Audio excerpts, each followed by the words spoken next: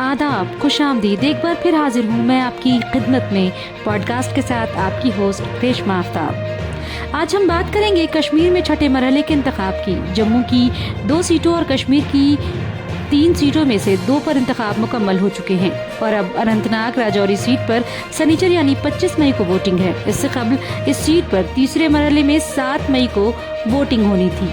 इस सीट पर शदीद बारिश और बर्फबारी और रास्तों के मुनक़ता होने के सबब इंतखाबी कमीशन ने 7 मई को होने वाले इंतखाब को मौखर करते हुए इसे 25 मई को कराने का ऐलान कर दिया था।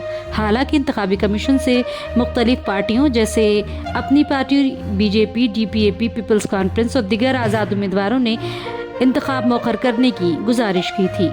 इन पार्टियों का कहना था कि शदीद बारिश, जमीन खिसकने और बर्फबारी के सबब रास्ते मुनक़ता होने के सबब वो सही तरीके से तशहीर नहीं कर पा रहे हैं और इसका असर इंतखाब पर पड़ेगा।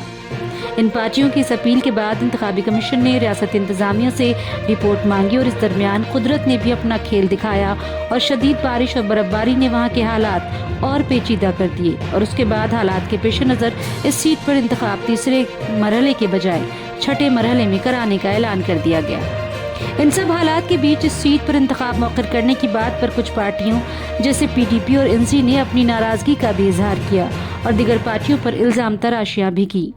अपनी पार्टी और बीजेपी ने जब इंतखाबी कमीशन के सामने ये अपील रखी थी, तब पीडीपी सदर महबूबा मुफ्ती ने बीजेपी पर निशाना लगाते हुए कहा था कि बीजेपी इंतखाब में अपने उम्मीदवार न उतार कर भी इंतखाब को मुतासिर करने की कोशिश कर रही है और अंदर खाने वो दूसरी पार्टियों को हिमायत देने के लिए इंतखाब की तारीख को आगे बढ़ाने की कोशिश कर रही है। बारिश तो मामूल की बात है, तो क्या इंतखाब नहीं होंगे? वहीं एनसी ने भी इंतखाब को आगे बढ़ाने पर रद्द-ए-अमल का इजहार करते हुए कहा था कि बीजेपी और दीगर पार्टियां जानबूझकर ऐसे हालात पैदा कर रहे हैं कि यहां इंतखाब मुअक्खर हो जाए और जिसका फायदा इन पार्टियों को जिन्होंने इंतखाबी कमीशन से इस तरह की अपील की है। काफी दिनों तक वादी में इस तरह की सियासी बयानबाजियों का दौर जारी रहा और शदीद बारिश और बर्फबारी के सबब आखिरकार इंतखाबी कमीशन ने इस सीट पर इंतखाब मुअक्खर करके नई तारीख का ऐलान कर दिया।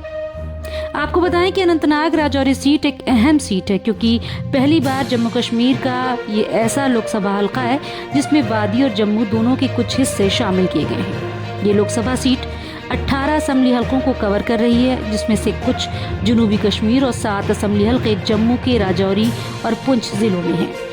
370 हटने के बाद हो रहे इस इंतखाब में कुछ कश्मीर की कदीमी पार्टियों के साथ साथ नई पार्टियां भी इस इंतखाब में शामिल हैं। उनमें कांग्रेस छोड़कर अपनी पार्टी बनाने वाले गुलाम नबी आज़ाद की पार्टी, जो पहली दफ़ा एक नई पार्टी के तौर पर इस इंतखाब का हिस्सा है।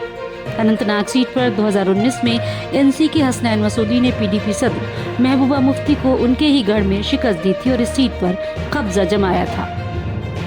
हालांकि हसनैन मसूदी इस बार इंतखाब नहीं लड़ रहे और उनकी जगह एनसी ने मियां अल्ताफ को अपना उम्मीदवार बनाया है। इस सीट पर डीपीएपी के एडवोकेट मोहम्मद सलीम पर्रे, अपनी पार्टी से इकबाल मिन्हास, पीडीपी सदर महबूबा मुफ्ती एक बार फिर मैदान में हैं और बीजेपी पहले ढके छुपे अंदाज में और अमित शाह के श्रीनगर दौरे के बाद खुलकर अपनी पार्टी को सपोर्ट कर रही है।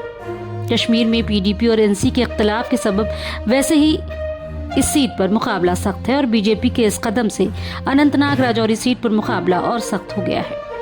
इस सीट पर इंतखाब मौखर होने के साथ जो सियासी पार्टियों की जुबानी जंग तेज हुई है वो अभी तक खत्म नहीं हुई। गुज़िश्ता रोज पीडीपी सदर महबूबा मुफ्ती ने तो बीजेपी को हवाला का पैसा खाने वाली पार्टियों के साथ साजबाज का भी इल्जाम लगा दिया था, तो वहीं अल्ताफ बुखारी ने महबूबा मुफ्ती पर जवाबी हमला करते हुए यहाँ तक कह दिया कि हवाला का पैसा कौन खाता है इसका पूरा सबूत हमारे पास है और उन्होंने तो ये तक कह दिया कि उनके पास अकाउंट नंबर तक है, अगर वो जीतते हैं और इख्तिदार में आते हैं तो वो इन सारी चीज़ों की जांच कराएंगे। इन सब के बीच महबूबा मुफ्ती ने इल्ज़ाम लगाया कि उनके खिलाफ फतवे जारी किए जा रहे हैं कि उनकी पार्टी को वोट ना किया जाए। हालांकि ऑल इंडिया मुस्लिम जमात के कौमी सदर मुफ्ती शहाबुद्दीन रिजवी बरेलवी ने कहा कि ऐसा कोई फतवा जारी नहीं हुआ है। अगर एनसी लीडर मियां अल्ताफ के हक में कोई लीडर या कोई मौलवी ऐसा बयान देता है तो वो उसकी ज़ाती राय मानी जाएगी, क्योंकि फतवा सियासी बातों पर नहीं मजहबी बातों पर दिया जाता है। बहरहाल इस सीट पर जम्मू कश्मीर की 5 सीटों पर सबसे आखिर में इंतखाब होने के सबब अवाम के बीच जाने का लीडरान को काफ़ी मौका मिला और हर पार्टी ने अवाम को अपनी तरफ राग़िब करने की भरपूर कोशिश भी की। लेकिन अवाम किसके हक में अपना फैसला सुनाएंगे ये इंतखाब के बाद नतीजे बताएंगे। فی الحال تو لیڈران اپنا کام کر چکے، یعنی تشہیری مہم میں عوام کے سامنے اپنی باتیں رکھ چکے، اور شری نگر میں کے ووٹنگ فیصد کو دیکھتے ہوئے یہ کہا جا سکتا ہے کہ عوام بیدار ہیں اور وہ بہتر فیصلہ کرنے کی اہلیت بھی رکھتے ہیں۔